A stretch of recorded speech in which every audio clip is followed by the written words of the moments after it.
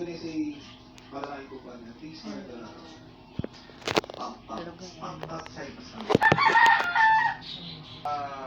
ang training nila sa mga ano nila, sa mga minsan, yung mga ano, mga nipo nila, hindi na nila pinaka-college. Ang ginagawa nila empleyado sa mga kumpanya.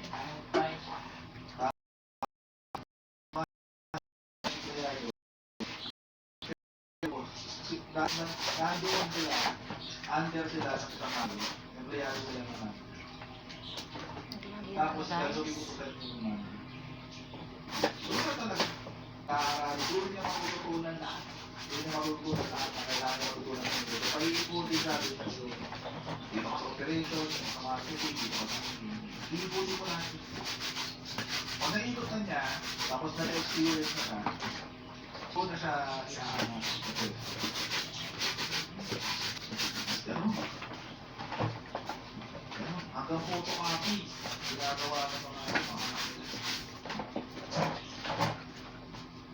nag-aaral ng college, pero kasi isang kliyente, malaking Chinese construction firm. Nag-aaral ng college, engineering, isa.